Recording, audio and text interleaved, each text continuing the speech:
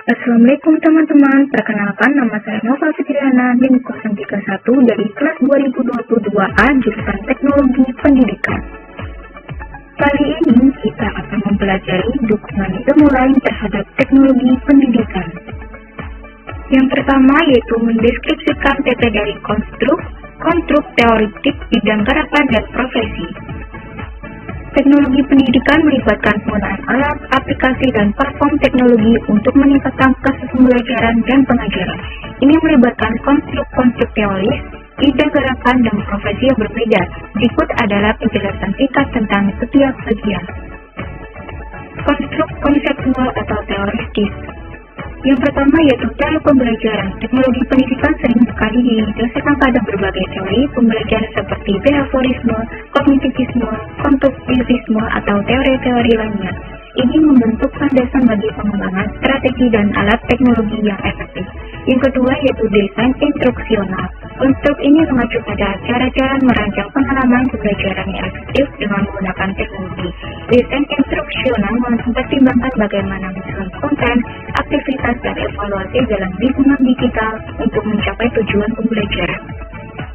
Yang ketiga yaitu model pembelajaran berbasis teknologi seperti blended learning, pembelajaran terpadu, method platform, kelas terbalik, atau pembelajaran jarak jauh. Model-model ini memadukan teknologi dengan strategi pembelajaran yang terbukti untuk meningkatkan hasil belajar. Yang selanjutnya yaitu bidang garapan. Yang pertama itu mengembangkan perangkat lunak pendidikan. Bidang ini mencakup pengembangan aplikasi platform dan perangkat lunak khusus yang dirancang untuk memperlukan pendidikan. Contohnya termasuk platform pembelajaran daring, permainan pembelajaran, game-based learning, atau aplikasi mobile untuk pendidikan. Yang kedua yaitu pembelajaran analitik. Ini adalah bidang yang memanfaatkan data dan analitik untuk memahami dan meningkatkan proses pembelajaran.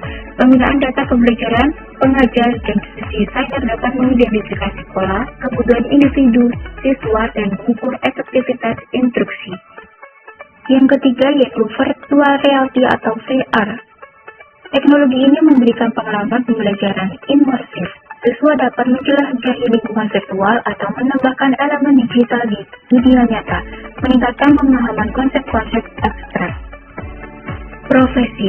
Yang pertama yaitu desainer instruksional designer. Profesi ini melibatkan pembuatan materi pembelajaran yang efektif dengan menggunakan teknologi. Mereka merancang kurikulum, modul, dan aktivitas pembelajaran online. Yang kedua yaitu pengembangan perangkat lunak pendidikan. Profesi ini fokus pada pembuatan aplikasi, platform, atau perangkat lunak pendidikan. Mereka memprogram, menguji, dan memelihara alat-alat teknologi yang digunakan dalam pembelajaran. Yang ketiga yaitu pengajar teknologi pendidikan. Para pengajar ini mengajar dan memberikan pelatihan kepada guru-guru tentang cara menggunakan teknologi pendidikan dalam mengajar mereka. Mereka juga bisa berperan sebagai konsultan untuk institusi-institusi pendidikan. Yang keempat yaitu peneliti pendidikan teknologi. Profesi ini berkaitan dengan melakukan penelitian untuk mengembangkan dan mengevaluasi efektivitas teknologi dalam konteks pendidikan. Mereka juga mempublikasikan temuan-temuan mereka untuk memperkaya pemahaman di bidang ini. Dengan konstruksi teoristik yang kokoh, perkembangan kita dalam bidang harapan dan peran profesi yang beragam, teknologi pendidikan terus berkembang untuk meningkatkan kualitas pembelajaran dan menghadirkan solusi pendidikan yang lebih efektif dan inklusif.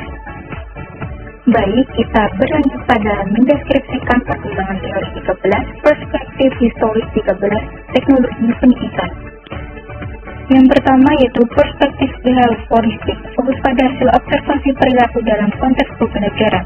Teknologi digunakan untuk memberikan penguatan positif dan memberikan umpan balik yang langsung terhadap respon siswa. Yang kedua yaitu perspektif kognitif, memusatkan perhatian pada proses mental yang terlibat dalam belajar. Teknologi digunakan untuk menyediakan lingkungan yang mendukung pemrosesan informasi seperti simulasi dan visualisasi yang membantu pemahaman konsep. Yang ketiga yaitu perspektif konstruktivis, menekankan peran aktif siswa dalam membangun pengetahuan mereka sendiri.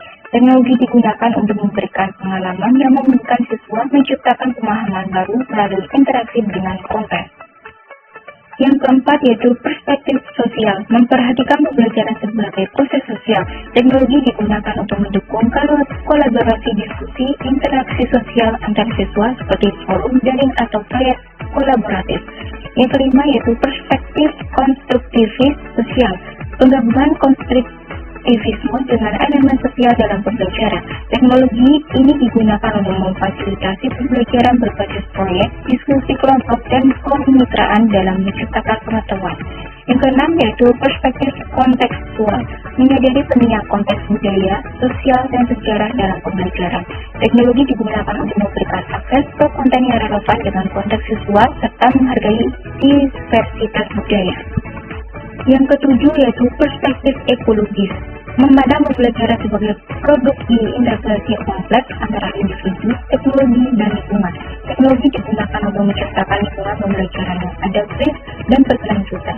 Yang keempat yaitu perspektif berbasis akses, menekankan pentingnya aksesibilitas dalam pendidikan. Teknologi digunakan untuk memudahkan akses yang lebih luas terhadap pendidikan seperti pembelajaran jarak jauh dan platform pembelajaran daring.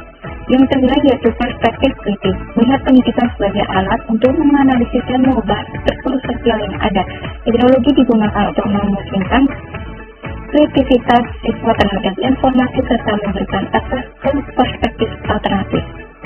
Yang ke-10 yaitu perspektif feminis, memperhatikan peran gender dalam pendidikan dan teknologi. Teknologi digunakan untuk menyeimbangkan representasi gender dalam kurikulum, serta memberikan platform untuk pembelajaran yang inklusif. Yang 11 yaitu perspektif transformasional, mendorong transformasi sosial dan pendidikan melalui teknologi. Teknologi digunakan sebagai alat untuk membangun komunitas pembelajaran yang berkelanjutan dan mendukung perubahan sosial yang positif. Yang ke-12 yaitu perspektif desain aktivitas, menekankan pentingnya aktivitas dalam pengalaman dalam pembelajaran. Teknologi digunakan untuk merancang pengalaman belajar yang berpusat pada tugas atau proyek autentik. Yang ketiga yaitu perspektif neuroscience, mengintegrasikan pengetahuan tentang fungsi otak dan neuroscience dalam desain pembelajaran. Teknologi digunakan untuk merancang pengalaman pembelajaran yang mempertimbangkan proses kognitif dan emosional siswa. Jadi, setiap perspektif ini memberikan landasan teori yang berbeda dalam merancang dan mengembangkan teknologi pendidikan. Dengan memahami berbagai perspektif ini, para desainer, pengajar, dan peneliti dapat membuat keputusan yang lebih terinformasi dalam mengintegrasikan teknologi dalam konteks pembelajaran. Dari penjabaran materi tersebut, semoga bermanfaat. Sekian, terima kasih.